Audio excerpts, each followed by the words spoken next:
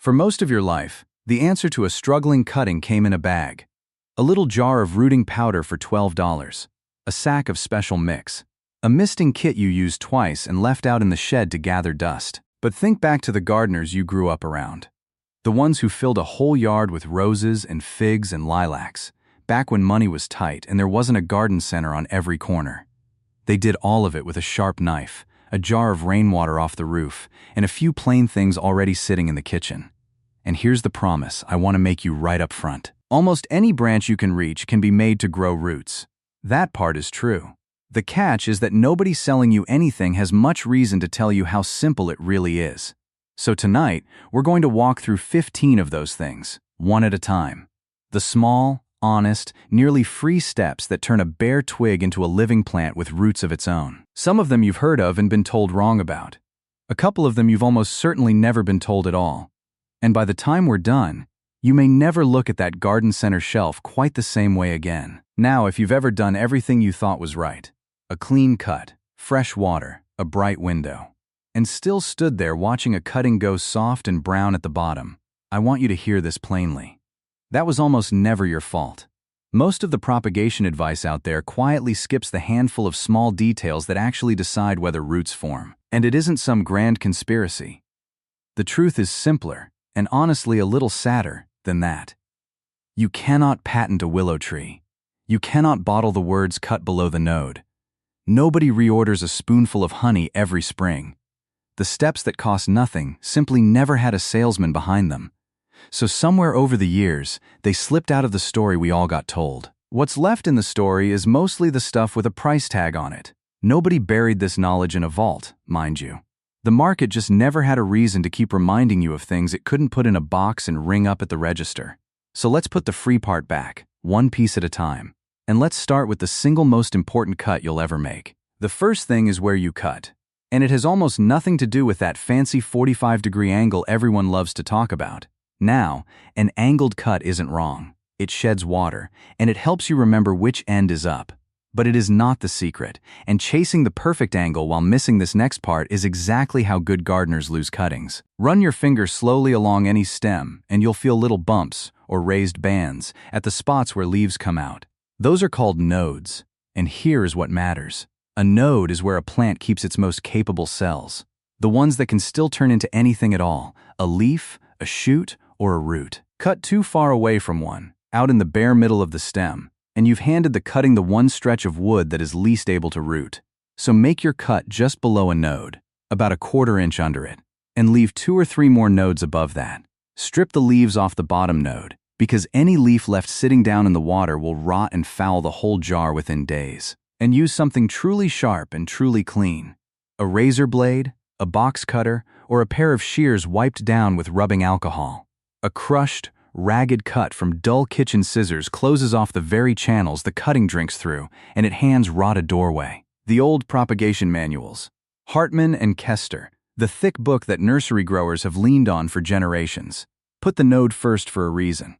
Get that one thing right, and you are already a full step ahead of most folks walking out of the store with a bag of powder they didn't need. The second thing feels wrong the very first time you do it, because you are going to hurt the cutting on purpose. Stay with me, because this is one of the oldest tricks the old nurserymen had, and it's nearly a lost art now. Take that clean blade, or even just your thumbnail, and scrape a thin strip of the outer skin off the bottom inch of the stem, along 1 or 2 sides. Just enough to reveal the greener, wetter layer sitting underneath. That layer has a name. It's the cambium, the thin living ribbon of cells right under the bark, and it is the exact place where new roots are born. When you wound it, 2 good things happen at the very same time. First, you give the plant more raw, open surface to push roots out from. And second, you give it a reason to send its own rooting hormone, a natural auxin, rushing straight to that spot to heal it. And this is the part I really want you to hold on to, because it makes sense of every other thing on this list. The true engine of rooting is not any powder in any jar. It is the plant's own auxin, pooling right there at the wound. The woody, stubborn ones. A rose, a hydrangea, a camellia. Root far better with a small wound than without one. The one mistake to avoid is going too deep, or peeling the stem all the way around in a ring. That girdles it and shuts off the flow entirely. A thin scrape down one side is all it ever takes. Do that, and you've told the cutting, in the only language it understands, exactly where you'd like the roots to grow. The third thing saves more cuttings than any bottle on earth, and it will cost you nothing at all. Give the cutting less to carry. Picture the real fix your cutting is in. It has a head full of leaves, losing water into the air all day long, and it has no roots yet to pull that water back up.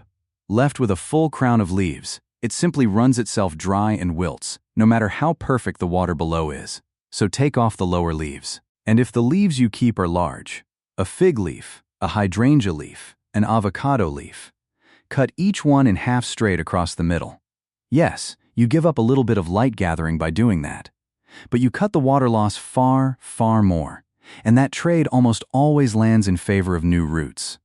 On the fussier ones, there's a second move that works like magic. Slip the whole cutting under a clear plastic bag, or a cut-off soda bottle turned upside down over the pot. Propped up so the plastic doesn't actually touch the leaves. That little dome traps a pocket of damp air around the cutting, so it barely has to work at all to stay watered while it builds those first roots. Just remember to crack it open every few days to let fresh air in. Seal it up tight and leave it, and you'll trade drying out for rotting. And rot, as you're about to see in the very next step, is the real enemy in this whole business. Which brings us to the fourth thing, and it's the one nobody ever prints on a label, because there is simply nothing in it to sell you. Plain, ordinary cleanliness. Here is the truth that took me years to really believe, standing over jar after jar of mush. Most cuttings do not fail because they couldn't make roots. They fail because bacteria and fungi got into that open wound first and rotted it out from the inside before roots ever had a chance to form. Think about what a jar on a warm sill really is. Warm water, a fresh raw cut, a little sugar leaking out of the stem. That is a perfect little soup for exactly the wrong microbes. So before you reach for a single additive, do the free things first. Wipe your blade with rubbing alcohol between every cutting. Wash the jar or the pot in hot water. Not dish soap, because even a thin, invisible film of soap left behind can burn tender plant tissue. Start with clean water, at room temperature, rainwater if you're lucky enough to catch it. None of that costs a dime. Dr. Jeff Gilman, a horticulture professor who spent years actually testing the old garden remedies one by one, found that most of the miracle cures do very little. But simple cleanliness and good technique do more for your success than nearly anything you can buy. The real mistake, and I made it for years, is reaching for some fancy bottle while ignoring the dirty jar that's actually sinking you. The fifth thing is already sitting in your spice rack, and it is your cheapest insurance against exactly that rot. Ground cinnamon. The same warm spice you stir into your oatmeal carries real compounds. Cinnamaldehyde is the main one, that genuinely slow fungi down. Laboratories have measured it against the very molds that cause what gardeners call damping off. That's that heartbreaking moment when a healthy little cutting or seedling suddenly keels over, rotted clean through right at the soil line, overnight. Now, I'm going to be honest with you the way a friend across the fence should be. Cinnamon is not a rooting hormone. Dusting it on will not call roots into being, and anyone who tells you it will is selling you a story. What it does do is stand guard over that fresh wound while the plant gets on with its own quiet rooting. So once you've made your cut, tap the bottom half-inch into a little pile of cinnamon before you set it into water or mix. The same light dusting works over a tray of seed-starting mix, too, if damping off has robbed you of seedlings before. It's nearly free. It cannot hurt the plant.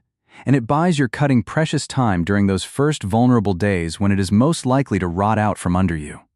Use it with a light hand.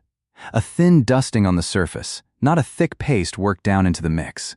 And you get the guard without smothering the good life in your soil. When something is that cheap, that harmless, and that easy, the only real mistake you can make is not bothering to try it. The sixth thing sits in almost every kitchen cupboard, and gardeners have been reaching for it for a very, very long time. Honey. Here's what honey actually does, and it's worth getting right, because it's usually explained backwards. Honey is a natural preservative. That is the whole reason a jar of it sitting in your pantry never really spoils. It holds so little water of its own that it draws moisture straight out of any bacteria or fungi that land in it, and its own enzymes give off a trace of hydrogen peroxide, a very mild disinfectant. So when you dab a little over a fresh cut, you have laid a thin, protective coat right over the wound, doing the very same job as the cinnamon, just from another corner of the kitchen. What honey is not. in spite of every video that tells you otherwise, is a rooting hormone. It will not order roots into being.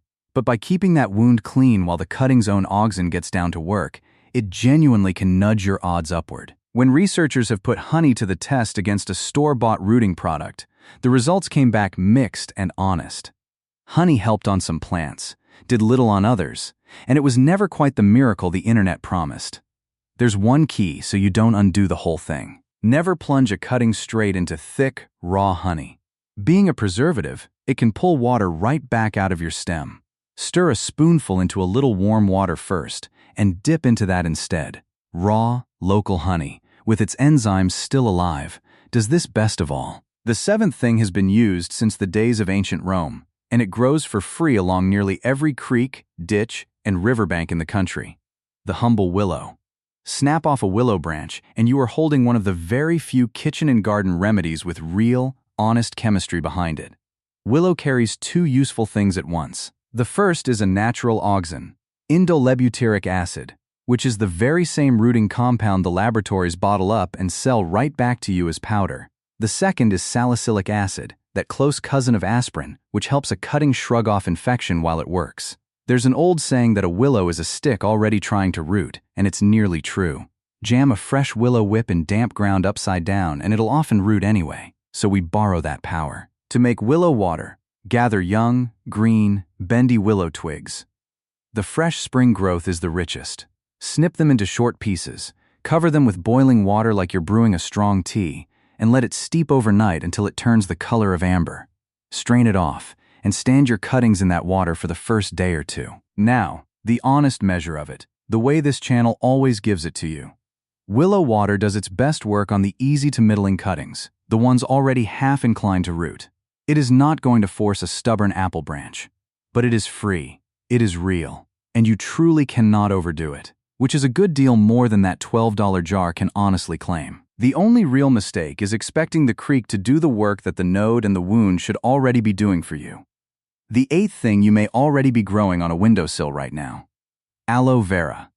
That same fat leaf you'd snap open for a sunburn holds a clear inner gel that is mostly water, with a little salicylic acid, some amino acids, and a handful of trace minerals folded into it. As a helper for cuttings, it works a bit like honey and willow shaken gently together. It keeps the cut end from drying out. It carries mild germ-fighting compounds, and it hands the cutting a few small building blocks of its own besides. To use it, scoop the clear gel out from inside a lower leaf. Skip the yellowish layer just under the green skin, which can irritate. Blend a spoonful of that gel with a little lukewarm water and let your cutting soak in it before you set it up. There's even an old trick where you slit a thick aloe leaf and push the cutting right into it, then plant them together, so the gel feeds the cutting slowly as it breaks down. And I'll keep it honest, the way this fence-side chat always will. The research on aloe is genuinely a mixed bag. Some studies found it roughly matched a store hormone on certain plants, and on the easy things you'll often get roots with it or without it. It's a gentle, free boost. It is not a magic wand, but it costs you one leaf off a plant that will never even miss it. And on a tricky cutting, a little extra protection is never once wasted. The ninth thing surprises people more than any other, because it has nothing to do with what you add to the jar.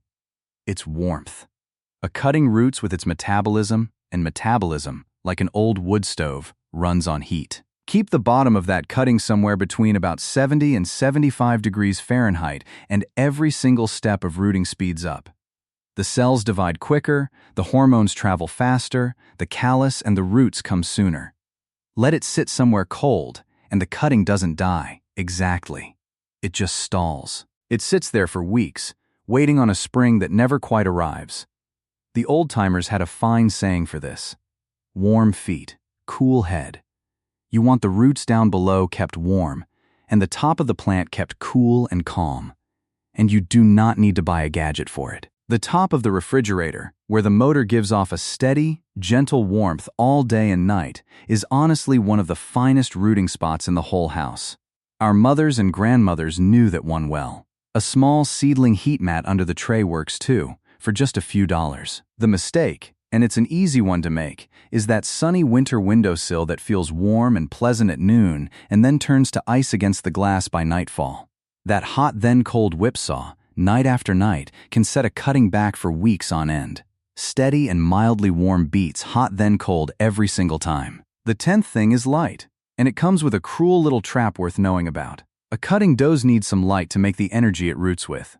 But, and here's the trap, a cutting with no roots yet cannot possibly drink fast enough to replace the water that hot, direct sun burns straight off its leaves. Set it on a blazing, south-facing sill in the full afternoon sun, and it will scorch and wilt while it is still standing right there with its feet in the water. It dies of thirst in a glass of water.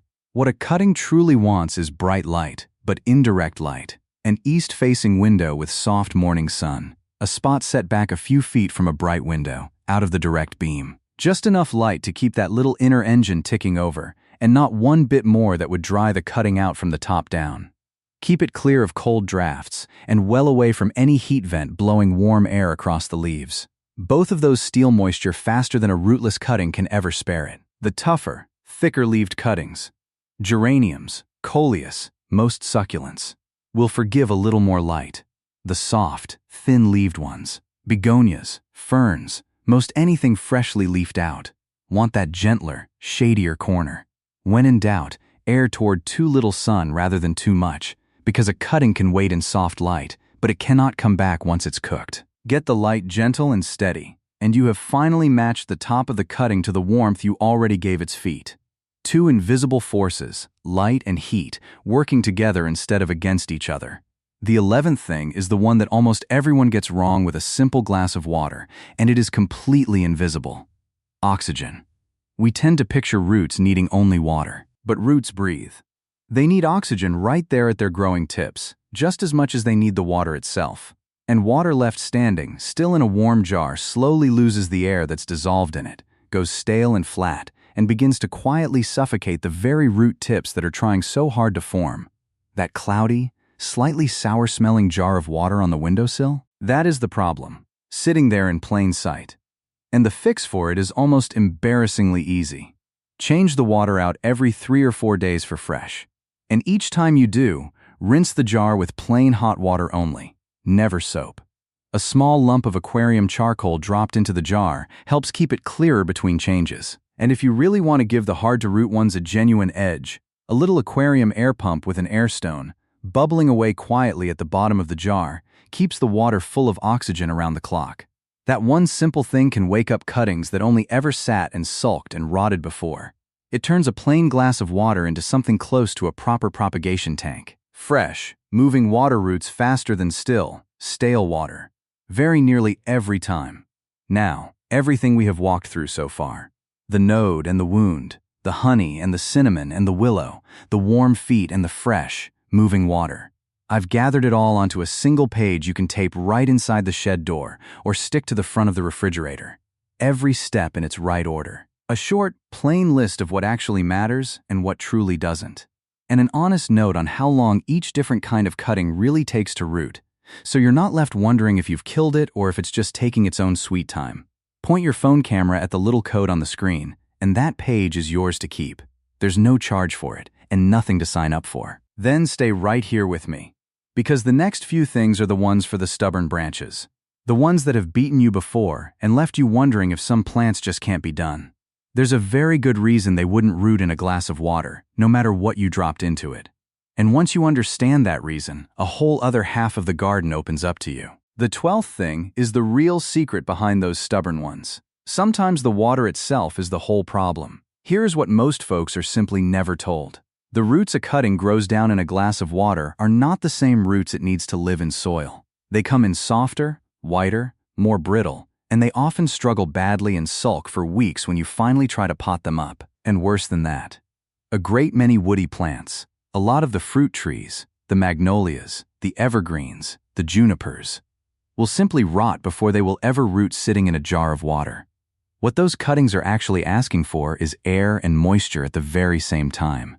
And that is exactly what a gritty rooting bed gives them. Coarse builder's sand, or perlite, or a half-and-half blend of the two, holds water like a wrung-out sponge, damp all the way through, but shot full of air pockets too. Push a well-prepared cutting a couple of inches down into moistened coarse sand. Keep it warm and humid under a dome. Mist it now and again, and you can root plants that a plain glass of water would only ever have drowned. Give it 6 to 8 weeks in there, and you'll often find a healthy root system when you gently lift it. Now, for the very hardest cases of all. A mature apple or an avocado. There's an even older method, where you root the branch while it's still attached to the mother tree. That one's a whole craft of its own, and I've made a separate video walking through it start to finish. But the lesson here is simple. The mistake is dooming a woody cutting to a jar and then blaming the branch. It was the wrong bed, never the wrong branch. The 13th thing costs you nothing whatsoever, and it quietly beats every single additive on this entire list. Timing. The very same branch that fights you tooth and nail in October can root almost all on its own in June. Here's why. All through the growing season, a plant is already running on its own natural rooting hormones, and the soft, green, springy new growth of late spring and early summer, what the growers call softwood, is primed and ready and eager to root fast. The firmer, half-ripened wood from a bit later in the summer, semi-hardwood, roots a little slower but steadier. And the bare, dormant hardwood of deep winter is a whole different craft again, one that asks for real patience. So when a cutting simply will not take for you, before you reach for a single trick or tonic, stop and ask yourself what month it is. Our grandparents kept an old farmer's almanac by the door and planted by the calendar and the seasons, and there was real wisdom folded into that habit. Match your cutting to the plant's own natural rhythm. Softwood, taken in the flush of early summer, for most of what you'll ever want to grow. And you are suddenly working with the plant instead of fighting against it. There is no bottle you can buy for good timing. There never will be. And that, more than anything, is exactly why so few people ever think to mention it to you. The 14th thing decides almost everything before you have even made your cut. Choose the right branch to begin with. A cutting can never, ever be healthier than the plant it came from. It carries that mother plant's vigor, and also its stresses and its hidden diseases, straight into the jar along with it. So take your cuttings from a healthy, well-watered plant, and take them early in the morning, when the stems are plump and full of water, not wilted and drooping in the heat of the afternoon. Choose a strong, actively growing shoot. And here is the part that folks nearly always miss, the one that quietly ruins so many attempts. Skip any stem that's flowering or busy setting flower buds. A plant that's pouring all its energy into making blooms has precious little left over for making roots. And a flowering cutting will often spend itself trying to open those flowers in the jar instead of rooting at all. A plain, leafy, non-flowering shoot from a thriving plant will outroot a fancy flowering one nearly every time you try it. Pinch off any buds before you set it. And here's a habit every old nurseryman shares. Never take just one. Take 3 or 4 cuttings when you take any, because some will always fail, no matter how careful you are, and that's not a mark against you. It's simply the nature of the thing. A few extras cost you nothing but a minute, and they turn a nervous gamble into a comfortable near certainty. Begin with good, healthy stock, taken in the cool of the morning. Take a few for insurance, and honestly, half the battle is already won before you've even walked back inside the house. And the 15th thing is the one no label ever mentions, because by the time it matters, the sale is already long over. The day your cutting finally shows its first little white roots is not the finish line you think it is.